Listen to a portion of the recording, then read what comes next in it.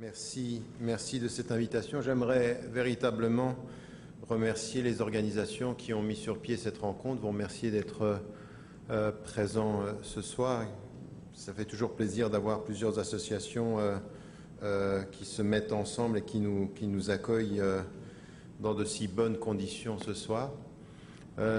Merci également, un chaleureux merci fraternel à Omar d'être là, d'être toujours là, contre vents et marées et au-delà des critiques qu'on peut lui faire, de partager le panel avec des gens pas très recommandables. Je cherchais le mot.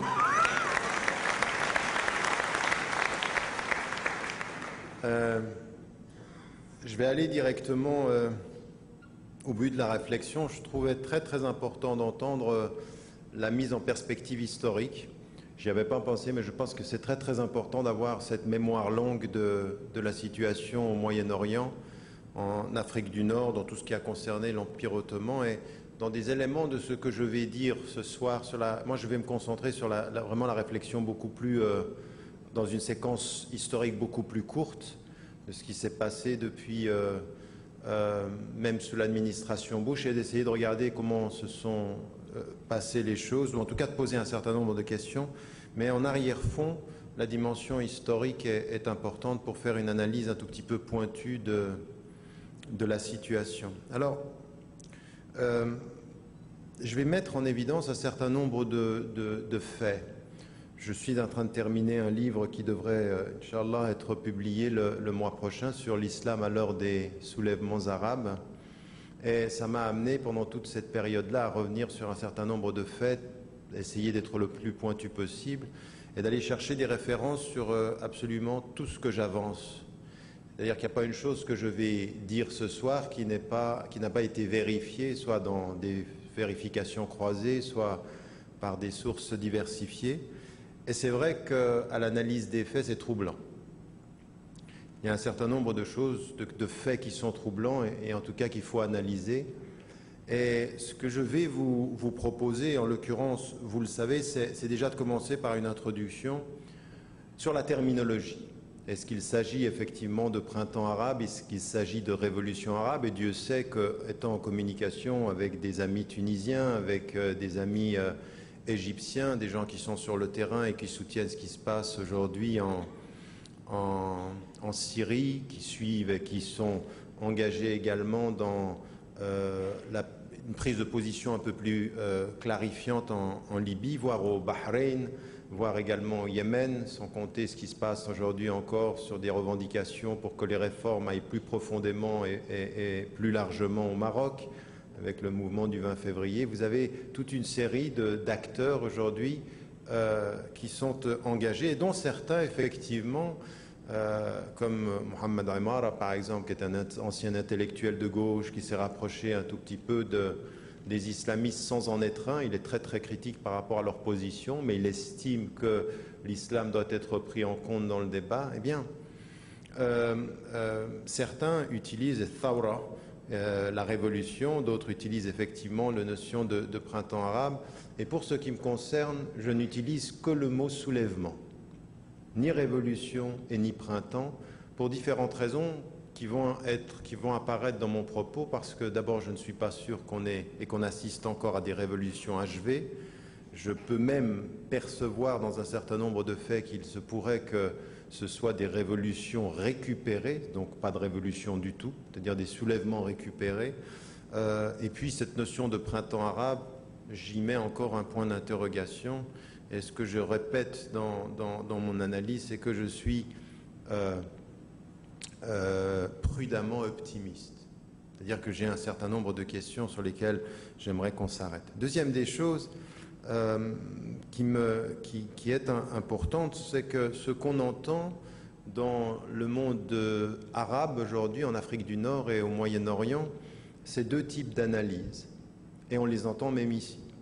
Pour certains, c'est effectivement des mouvements qui, malgré tout ce qui a été mis en évidence, et je crois que ce que met en évidence Omar est très très important sur l'idée que les Américains, mais avant eux les Européens, et jusqu'à encore aujourd'hui, les manipulations derrière la scène, les soutiens aux dictatures, fait que ce ne sont pas des espaces vides d'influence, ce sont des espaces où souvent ce qui s'est produit a été une mainmise de derrière la scène, en particulier et souvent dans le soutien des dictatures, des pires régimes, pour des questions d'intérêt géostratégique et économique. Ça, nous le savons, rien de nouveau sur la planète.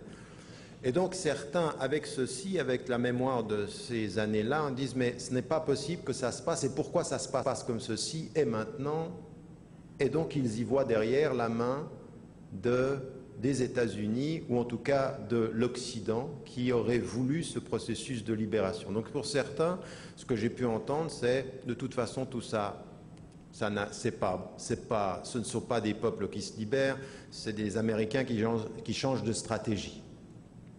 Et vous avez d'un autre côté une position qui est une position beaucoup plus optimiste. Non, quelque chose est en train de se passer, qui est irréversible en l'occurrence, comme tu l'as mis en évidence, et même si d'ailleurs qu'on soit d'un côté comme de l'autre, ce qui est en train de se passer fait que nous vivons quelque chose d'irréversible, c'est certain. Maintenant, qu'est-ce qui se passe exactement? Quelles sont les limites? Et qu'est-ce qui est prévisible? Qu'est-ce qui était prévisible et qu'est-ce qui ne le fut pas? C'est-à-dire qu'est-ce qui est venu de mobilisation vraiment populaire? C'est pour ça qu'il faut revenir aux faits et essayer de se poser la question de savoir qu'est-ce que l'on savait avant et quels étaient les indices qui pouvaient être des indicateurs de potentiels mouvements populaires et comment cela s'est passé. Et ça, je vais essayer d'y revenir tout à l'heure.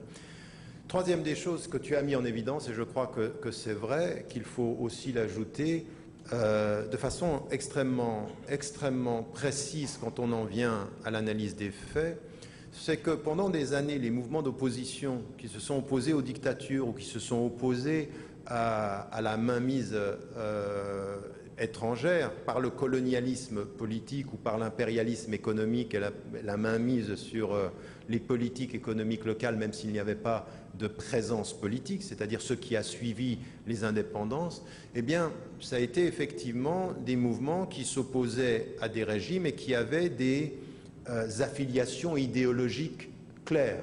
Soit ils étaient de gauche, soit ils étaient islamistes, soit ils étaient de positionnement qui mêlaient les deux. On avait des positions idéologiques claires. Et jamais ces mouvements n'ont réussi à déstabiliser les dictatures.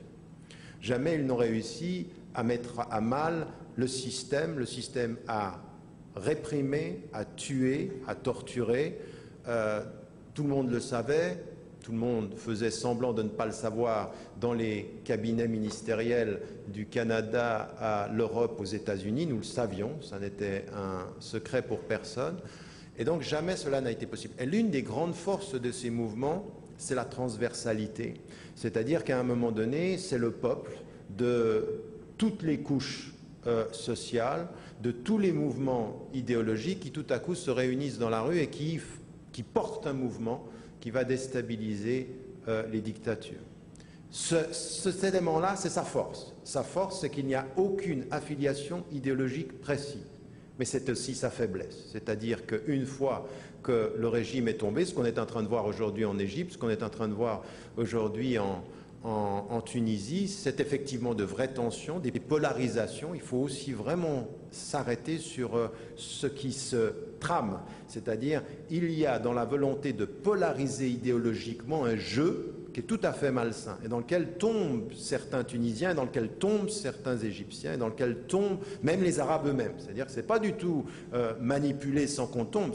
C'est-à-dire que la force de cette polarisation tient au fait qu'elle joue effectivement sur les positionnements politiques des acteurs eux-mêmes. Et il faut vraiment faire cette analyse-là. J'y reviendrai si j'ai le temps.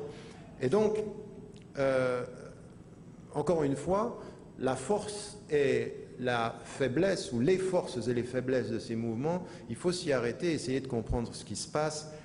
Alors, ce que j'aimerais mettre en évidence, c'est dans une séquence historique plus courte que celle qu'a mis en évidence Omar, essayer de comprendre ce qui se passe et de savoir ce que l'on savait, ou ce qu'on le pouvait savoir, mais qu'on n'en a pas su parce qu'on ne l'a pas étudié.